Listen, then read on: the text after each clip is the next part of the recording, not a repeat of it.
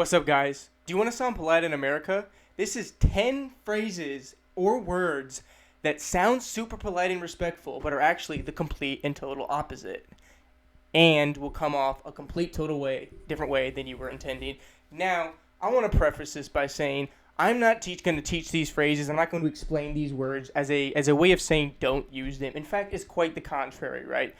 I am a big believer that some people don't deserve politeness. Some people don't deserve respect. Some people do deserve for you to tell them they're an asshole right in the middle of a sentence, right in the middle of a conversation. So I'm going to teach you these not because I'm saying these are things you should never say. I'm teaching these as things that you should know what you're saying and how it's going to come across to most Americans and native English speakers. Because they sound super polite, but they're really not. But, like I said, there's a time and a place for everything. And to be complete and totally blunt with you, if you're in the middle of a conversation and the other person's being a dick, yeah, these comments might sound snarky, and sometimes there's a place for snark. So I encourage it. I use these all the time. Just know when and where to say them and know what you're saying and what it's coming across. Number 1, actually. Now, this one is actually not in itself a impolite word. Like, if you're just talking like, and you like, he actually did that. She actually jumped. That's crazy. Like, no. That's not that big of a deal. But if someone says a sentence or like a fact, and then you follow it up by looking at them and going, well, actually, that is an immediate contradiction. And if it's in a debate, it's one thing. But in a normal conversation, if someone says something and you say actually, and then say, a phrase after that, they immediately might be a little put off because they're basically going to feel like, okay, well, they just immediately contradicted my sentence immediately. They didn't throw out their opinion or throw out, well, it seems, I've heard differently. No, they were straight up like, well, actually, you're wrong, I'm right. That's how that come across. That's number 1. That's something that you can use, once again, and this is more leniency than the other ones, but would not recommend it right after someone says a statement because it does come off as like, well, actually, I'm right, you're wrong, right? So, actually, I'm going to say, hey, the sky is blue. Actually, it's red. Okay, you just immediately contradicted me. There was no question in there. There was no debate. It was simply, I'm right, you're wrong. That's how that come across. Number 2, and I want to say, I'm going to preface it with this, right? Number 2 is my personal favorite and the one I hate the most being said to me, okay? This is the most egregious, in my opinion. And that one sounds super polite, but it really isn't. And that one being, no offense, but. No offense, but. The second someone says that, they say no offense, but, everyone in the room takes fucking offense. Every single person. Because no offense, but does not mean you're not actually offending someone. It means you're about to say something really offensive, or it's implying you're about to say something offensive. And even if it's not offensive, you're trying to mean it offensive, and so you feel the need to preface it with no offense, but to try and dull the offensiveness that you intended. That's how that comes across. So to make this more clear, basically, if you're saying something that's not offensive, there's no need for no offense but, and everybody knows that. Whether or not it was intended when it was originally created to make people feel like there was no offense, that is not how it is now. Like, anyone in America, if you say no offense but to, they're going to assume the next thing you're going to say is super offensive, and you're trying to offend them. And even if what you end up saying is not offensive, they're going to think of it as offensive or think, how could this be offensive? Because to them, you basically are trying to soften the blow of offending them by saying no offense but. Nobody thinks this is no longer offensive when you say no offense but. It's quite the contrary. It makes it worse.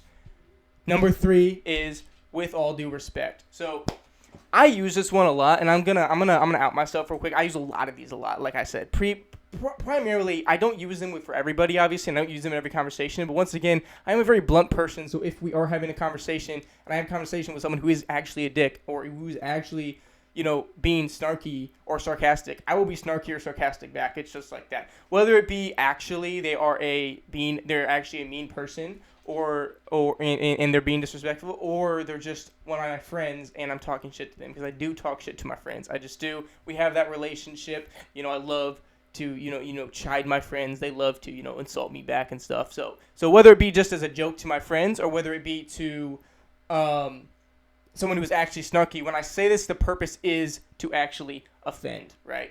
With all due respect, with all due respect. Now, I think sometimes this can be kind of played so it doesn't sound disrespectful, but for the most part, if people are like, with all due respect, you suck. Okay, well, you just said I suck. It doesn't matter that you put with all due respect in front of it. It's the same principle as no offense, but with all due respect, fuck you. Okay, well, you just said fuck you. That sucks. It doesn't matter that you put with all due respect in front of it. People are still going to take offense. People are still going to feel like it's disrespectful. In fact, once again, and I can't say this enough, it almost feels like these phrases make things more disrespectful because you're kind of like really hammering in the fact you're going to say something disrespectful and you're going to try and make yourself sound like a good person or make yourself sound like you're not disrespectful. And I'm going to take back my previous statement. You can be a good person and say these phrases once again. I agree. I think 100%. You just got to say them in the right context, right? Some fast food worker is being super sweet and nice to you. You're not going to be like, no offense, but I like your hair. Like, what? Or no offense, but your hair sucks. Like, what? You're not going to, like, they're a service worker. They're helping you. You're, like, that's just a dick move to say that. That's not polite. We treat our workers with respect, right? So that's not what you do, right? You treat service workers with respect. That's not what you're going to do. But if you're literally talking to some asshole who, for example, is insulting a service worker, you could be like, no offense, buddy, but you're an asshole. And, I think that's a perfectly respectable thing to say. And honestly, I think that you are still a good person for saying that. So it doesn't mean you're a bad person, obviously. But I'm just saying that, it will be perceived as you are offending someone or you're trying to be a lot of the time that you're trying to be disrespectful or you're about to be disrespectful and trying to soften the blow of being disrespectful by preceding it with all due respect. Now, once again, this one is not quite as crazy as no offense, but that one is like almost all the time, like almost 100% track record of they will be offended by that. Now, with all due respect is different, a little bit different. You can say it. I think you can say it in some more contexts where it kind of sounds especially when you're just honestly having a respectful debate with someone, it sounds completely different. You're actually debating them, you're just saying your opinion. That's one thing. But which is a normal conversation and someone says something, you're like, with all due respect, that sounds not respectful. Contrary to how it sounds. Love English. It's not fucking confusing at all. Anyways. Oh, man. Number 4 is I was just saying. Now, I need to make this clear. It's not like saying like, if someone were to randomly say, I was just saying this, like to this person over here, that isn't disrespectful. It's more the phrase said as a response to something. So if, for example, I'm talking to my boss, right, and he just trained me on something, and I said, oh, so I do it this way, and he goes, no, let me show you again, this is how you do it, and I was saying, well, I was just saying, I thought I did it this way, right? That's disrespectful, right? Because he just told me, he corrected me, he's a person of power, he corrected me and told me what to do. And I was just like, well, I was just saying, like I'm still right. Well, I was just saying, yeah, so like if he, it's just a phrase that is generally not respectful, especially when it's said after, someone says something to you. Like you say something to them, they say something back, they reply, and you're like, well, I was just saying, okay, well, cool, but I just told you my opinion, or I just told you differently. Like, you don't have to agree with me, but you don't have to get all offended. That sounds basically offended by it. I would say the phrasing is like defensive, essentially. It's like, okay, well, I was just saying this. It's dismissive, it's defensive. It's like retaliatory. So, I'm saying, hey, I think the sky is blue, and someone says, well, I think the sky is red. Well, I was just saying it's blue. Okay, cool. We could have had an honest conversation about that, but instead I just was like, well, I was just saying, it's dismissive, it's offensive, it's supposed to come off kind of like, it's supposed to come off like you're offended by them and you're irritated and you're right and they're wrong. That's how it's supposed to come off as. That's how it comes off as. But once again, it doesn't really sound like it would be disrespectful, but it is something that is considered not respectful a lot of the time. Number 5, bless your heart. Now, this one I don't hear a lot, and the reason for that being is that this is a very Southern American thing. This is very much more in a Southern culture, like down in Texas, for example. But it's bless your heart. My understanding and from my experience is essentially it's a term that is just chronically had. It chronically is an insult. It just is. Bless your heart is an insult disguised as kindness, if that makes sense. So, for example, it would be like, you said someone, you show up let's say that, you were down on your luck, you're a little poor, and you walk into a shop, and someone's like, oh, bless your heart, you're covered in rags. They do not mean that in a nice way. Not at all. That's the context they would say that phrase in, and they do not mean it in a nice way. It is downright offensive. They are trying to be like, oh, we have all that southerly love, but what they're really doing is they're being mean, but they're trying to disguise it. It's passive-aggressive. That's a great term, passive-aggressive. That is what it is, passive-aggressive. Well, bless your heart, I'm sure you're going to do well. And I actually have heard that a few times by, like, particularly elderly ladies, or elderly people who are particularly judgmental. Obviously, that being a select few, I'm not saying that elderly people are judgmental, but the select few that I've interacted with, I've heard that before. Well, bless your heart. Oh, you're wearing that to school. Bless your heart. I guess that's what you guys do these days. Like, but it's supposed to be offensive. That's supposed to be offensive. That is an insult disguised as kindness to make themselves feel better. That's just what it is. Number 6 is good for you. Now, this one is actually 50-50. So this is on there, but this is 50-50 if I'm being 100% honest with you. There are generally some times and you could be like, good for you, man. I love it. And there generally are times like that, but there's also times when it's offensive. Now, for this and for a lot of English, a good thing to learn is that tone means everything. If you're like, if someone tells you an accomplishment and you're like, good for you, man, that's awesome. You can really make it sound like you mean it, and you can really make it sound like a good thing, and at that point, it definitely is a good thing. But to be brutally real with you, this is one of those phrases that you have to make an effort to sound really polite. You have to go the extra mile with your tone to make it sound like you're trying to be basically respectful and kind to them, and congratulate their achievements. Because just said as itself, good for you, it means something completely differently. It's like, I don't give a fuck. I don't care. I guess good for you, not good for me. Why would I care? That's kind of what it's supposed to, that's kind of what it implies. So if I say, hey man, I just ran a mile, good for you. Okay, well, that's inherently rude. That's exactly how they meant it. That's how that phrase comes across. It sounds like it's a good, polite phrase, and it definitely can be if you say it correctly, but just saying the phrase isn't enough. That does sound disrespectful. Good for you. Okay, well, cool. Great. Now I feel shitty. Now I feel like I didn't want to share that accomplishment with you. That is just how it comes across. People do not, so that is just a phrase that people do not like to hear. Good for you. Well, because once again, it implies good for you, but not good for me. Okay, cool. That's great. I didn't care. I didn't ask about you. Respectfully, I was just telling you my accomplishment. You don't have to be like, good for you. Now, once again, it can be polite. You just have to go the extra mile to make it sound polite. Just be like, good for you, man. That's some terrific, good shit, dog. Good for you, man. I love it. Good for you. You ran a mile. You're working on yourself. We fucking love that shit. That is what that's a good way to make it sound like it's actually polite. But once again, you have to go the extra mile. You can't just say the phrase at face value. Number 7, interesting.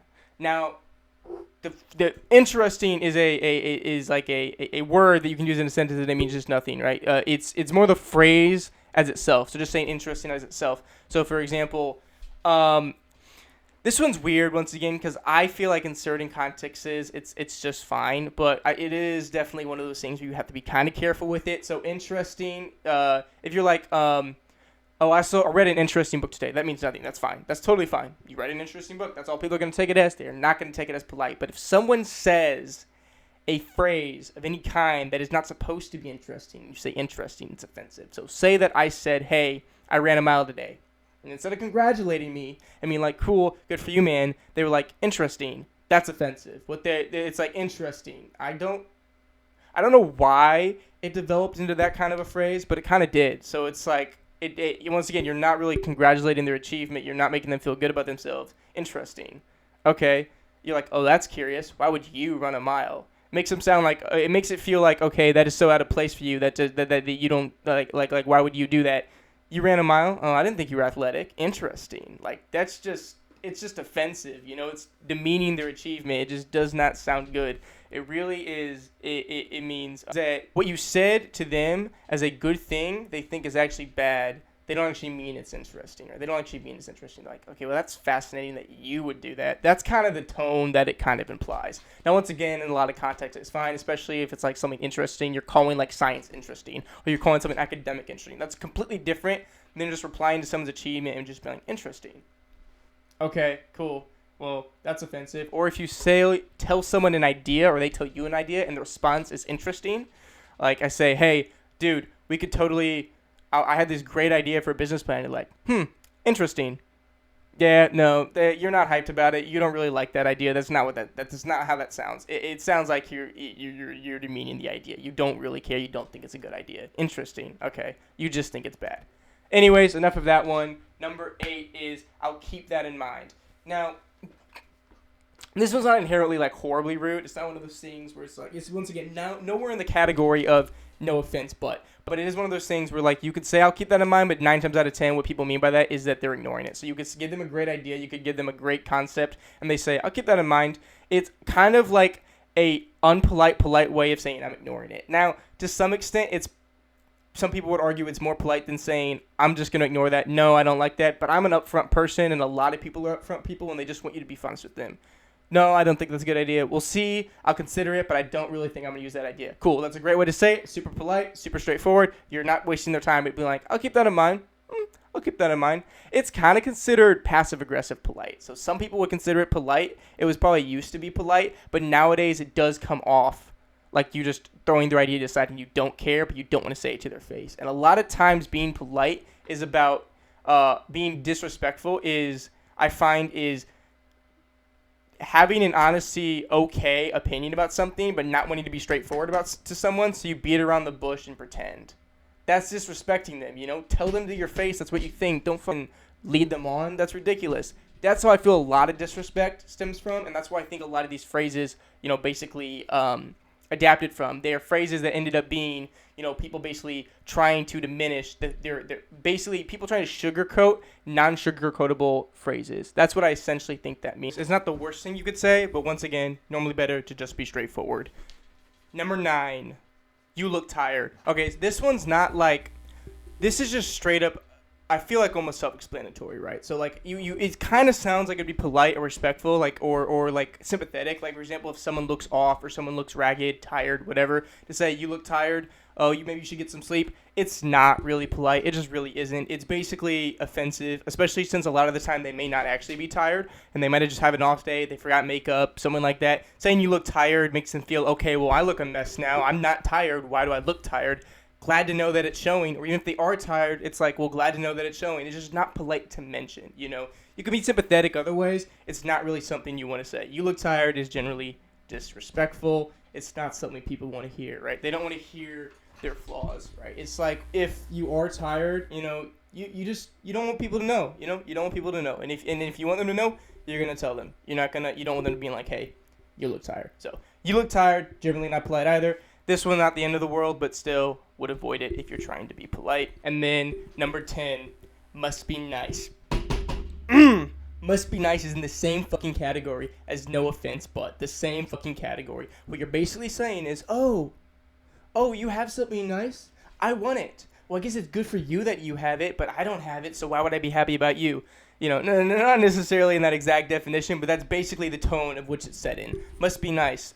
I just bought a new car, dude. It's sick. Must be nice. Okay, well, I don't care that you bought a new car. I don't have a new car, so why would I be happy for you? That's how it comes across. It's in the same category. Must be nice. Okay, cool. Now I feel like shit. Now I wish I didn't tell you what I just told you. Must be nice. That's one that I would definitely avoid if you're trying to be polite. It comes off the complete opposite way, and it is really only used to be disrespectful or to be impolite. I want to reiterate, though, that's all 10, but I want to reiterate once again, I am not discouraging the use of these phrases. What I'm basically saying is, don't use them if you're trying to be polite to a particular person. Once again, I think it's just fine. I think that everyone, it's just fine to use them. I use them all the time whenever I'm talking to someone, like one of my friends, and I'm trying to be disrespectful or impolite to them, or when I'm generally talking to someone who's being a dick, right? And it's like, in those cases, I think it's just fine to be impolite or whatever. I'm not saying these as things to avoid entirely. I'm telling you guys these things just so you know what you're saying, right? Make the choices about what you want to say in which context, but understand how it's coming across. That way there's no mistakes made and you accidentally offend someone that you weren't trying to offend. That's the only purpose for knowing how these come across. I'm not saying avoid them by any stretch. I think it's great to have them in your arsenal just in case the occasional asshole comes along, but just know what you're saying. And then, of course, for someone who's learning English or a non-native speaker, you have a lot of leniency. A lot of people are very understanding if you mess up or if you say these phrases. They are not going to immediately be like, oh my gosh, you're a dick, you're a horrible person. A lot of the times people understand whenever it's a non-native speaker speaking. However, I will say the more you learn, the more you master which phrases to say in which context, things like this, slang, idioms, all that, the more you master those things, the more indistinguishable you will be from a native speaker, and that is what we are all about. Making you guys into good old hip Americans that are indistinguishable from a good native speaker. Anyways, we love you guys. Thank you so much for watching. Please leave us feedback in the comments. We seriously love reading that stuff, and I would love to know like if this is the kind of content you want and what you want to see more of. Anyways, I love you. Hope you have a great rest of your day. Peace.